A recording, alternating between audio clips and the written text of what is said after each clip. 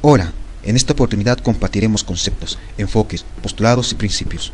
Bienvenidos y bienvenidas a la unidad 2, la epistemología y el método científico. La epistemología es una disciplina que se ocupa de estudiar el conocimiento científico. Tradicionalmente, la epistemología fue considerada una disciplina filosófica, una teoría de segundo nivel, encargada de analizar y evaluar críticamente los productos de la actividad científica. A la epistemología se la considera así porque su objeto de estudio está constituido por teorías científicas. En las últimas décadas, la posición de la epistemología fue enfrentada por conceptos de la psicología y la sociología. El desarrollo de la epistemología fue gracias al marxismo, el psicoanálisis y la psicología genética. El marxismo, representado por Carlos Marx, aportó con la aplicación de la conciencia pública y científica. El psicoanálisis, representado por Sigmund Freud, asegura que el verdadero motor de las acciones humanas no es la razón o la inteligencia, sino los impulsos inconscientes. La psicología genética, representada por Jean Piaget, asevera que la génesis y desarrollo de la inteligencia es a través de una sucesión de estructuras. Asimismo sostiene que todas las ciencias humanas y sociales poseen en sí mismas su propia epistemología.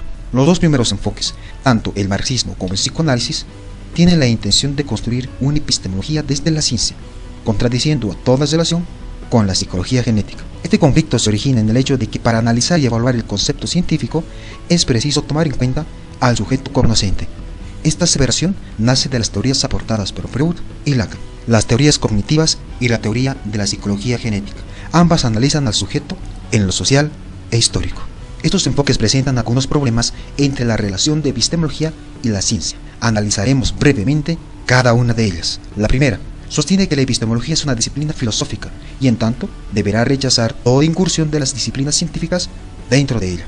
La segunda, define una epistemología interna a la ciencia, es decir, construida a partir de las teorías científicas y por los requerimientos que ellas establezcan.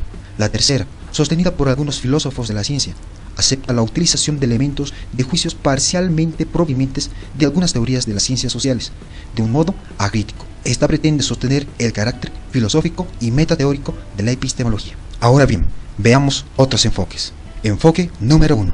La epistemología clásica. Elimina de su campo de estudio al sujeto de la ciencia. Elimina también las cuestiones que son al mismo tiempo abordadas por las ciencias sociales.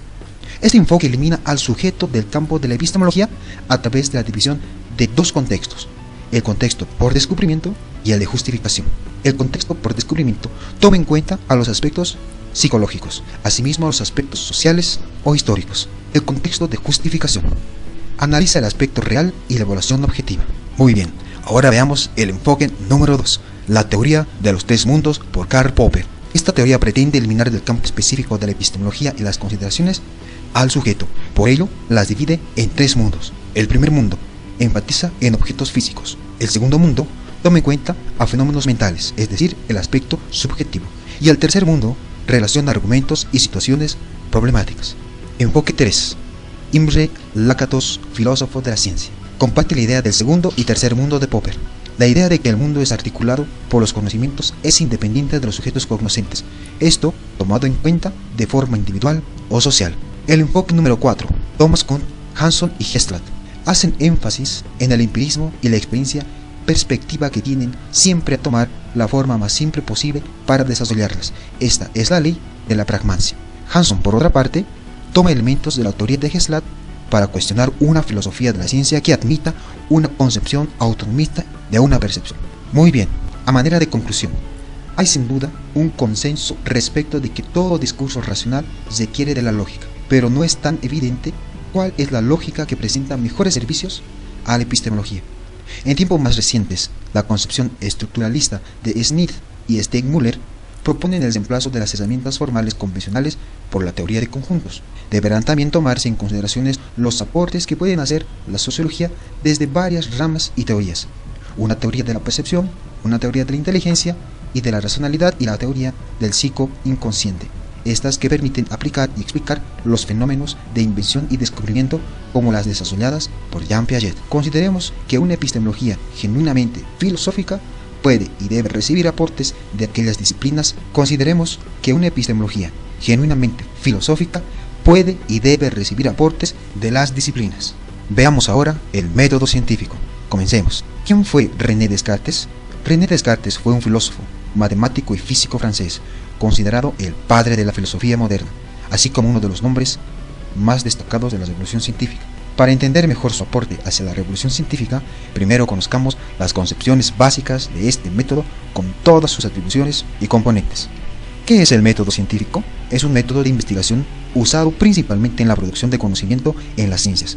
Para ser llamado científico, un método de investigación debe basarse en la empírica y en la medición, sujeto a los principios específicos de las pruebas de razonamiento. Según Oxford English Dictionary, el método científico es un método o procedimiento que ha caracterizado la ciencia natural desde el siglo XVII, que consiste en observación sistemática, medición, experimentación, formulación, análisis y modificación de las hipótesis. ¿Cuáles son los pilares fundamentales que sustentan el método científico? El primero de ellos es la reproducibilidad, es decir, la capacidad de repetir un determinado experimento en cualquier lugar y en cualquier persona. El segundo pilar es la refutabilidad, es decir, que toda proposición científica tiene que ser susceptible de ser falsa o refutada. Esto implica que se podrían diseñar experimentos que, en caso de dar resultados distintos a los predichos, negarían la hipótesis propuesta o probada. Según James, no existe un método científico, porque éste usa métodos definitorios, métodos clasificatorios, métodos estadísticos, métodos hipotético-deductivos, procedimientos de medición, entre otros. Ahora conozcamos un poco de la historia del método científico. Hace siglos, un grupo de personas se dio cuenta de que podían utilizar un método para generar conocimiento nuevo. En vez de depender del azar o la casualidad, estos fueron los filósofos quienes dieron origen al razonamiento lógico deductivo. Entre los grandes filósofos se encuentran Platón, Aristóteles y Sócrates. Más adelante, en el siglo XVII, apareció un gran personaje, René Descartes, el cual publicó una obra llamada El discurso del método, donde proponía un método de investigación orientado a la investigación científica y a la búsqueda del conocimiento.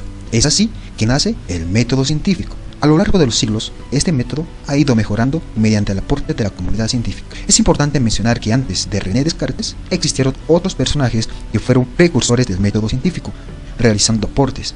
Entre estos se encuentran Leonardo da Vinci, Nicolás Copérnico, James Kepler y Galileo Galilei. Es por todo ello que la filosofía reconoce numerosos métodos, entre los que están el método por definición, demostración, dialéctico, trascendental, inductivo, fenomenológico, simiótico, aximiótico e inductivo. Ahora veamos la tipología de los métodos científicos. No existe una única clasificación, ni siquiera a la hora de considerar cuántos métodos distintos existen. A pesar de ello, aquí se presenta una clasificación que cuenta con ciertos consensos dentro de la comunidad científica. Muy bien, veamos cuáles son. El método empírico-analítico. Este método inicia en la identificación de un problema para luego presentar una hipótesis y llevar adelante su análisis. Método experimental. Algunos lo consideran por su gran desarrollo y relevancia un método independiente del método empírico. El método hipotético-deductivo. En el caso de que se considere al método experimental como un método independiente, el método hipotético-deductivo pasaría a ser un método específico dentro del método empírico-analítico, e incluso fuera de este. El método de la observación científica es el propio de las ciencias descriptivas. El método de la medición, a partir del cual surge todo el complejo empírico estadístico. El método hermenéutico es el estudio de la coherencia interna de los textos, la filosofía, la éxegesis de libros sagrados y el estudio de la coherencia de las normas y principios. El método dialéctico es el que considera los fenómenos históricos y sociales en continuo movimiento. Es el que dio origen al materialismo histórico. El método fenomenológico es el conocimiento acumulativo y menos autoconceptivo. El método histórico es para conocer la evolución y desarrollo del objeto o fenómeno de investigación. Mediante el método histórico se analiza la trayectoria concreta de la teoría, su condicionamiento a los diferentes periodos de la historia. El método sistémico está dirigido a moderar el objeto mediante la determinación de sus componentes, así como las relaciones entre ellos. Esas relaciones determinan por un lado la estructura del objeto y por el otro la dinámica. Método sintético. Se trata en consecuencia de hacer una explosión metódica y breve. En resumen, método lógico es otra gran rama del método científico. Aunque más clásica, su unión con el método empírico dio lugar al método hipotético-deductivo, uno de los más fiables hoy en día. El método lógico-deductivo. Mediante él se aplican los principios descubiertos a casos particulares, a partir de un enlace de juicios. Destaca en su aplicación el método de extrapolación, método deductivo directo de conclusión inmediata.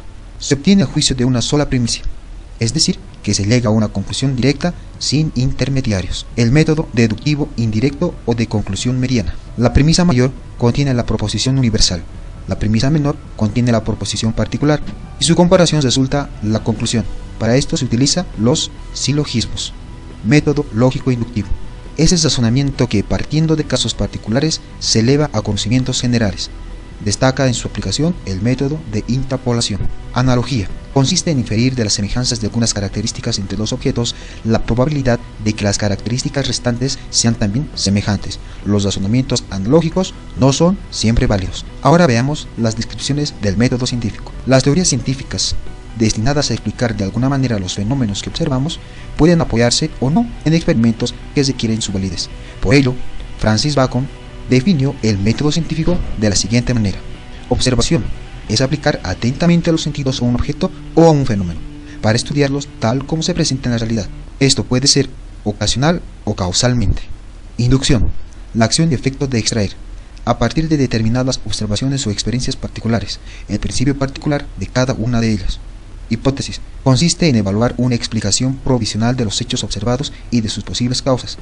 Para probar la hipótesis por experimentación, demostración o refutación, antítesis de la hipótesis, tesis o teoría científica. Veamos los modelos de explicación científica. El modelo clásico deriva del trabajo de Aristóteles, quien distinguió las formas de razonamiento aproximado y el exacto. Estableció el esquema de 3 puntos de los razonamientos abductivo, deductivo e inductivo, y también trató las formas compuestas tales como el razonamiento por analogía. Método pragmático. En 1877, Charles Sanders enmarcó la investigación científica como parte de un aspecto mayor e incitado por la misma duda, no por meras dudas verbales o hipotéticas, las cuales sostenían que eran infructuosas. Ordenó 4 métodos para establecer opiniones, ordenadas de la menos a la más exitosa. 1. El método de la tenacidad. 2. El método de la autoridad. 3. El método a priori. Y 4. El método científico. ¿Qué significa la comunicación y comunidad en el método científico? Con frecuencia el método científico es empleado por varios individuos que cooperan entre ellos de manera directa o indirecta. Dicha cooperación puede ser vista como uno de los elementos que definen una comunidad científica. Se han desarrollado varias técnicas para asegurar la integridad de la metodología científica dentro de esos ambientes que se mostrará a continuación. Evaluación por revisión por pares. Documentación y replicación. Archivo. Intercambio de datos. Limitaciones. Dimensiones de la práctica. Filosofía y psicología de la ciencia. Rol de las posibilidades del descubrimiento. Y finalmente, la relación con las matemáticas.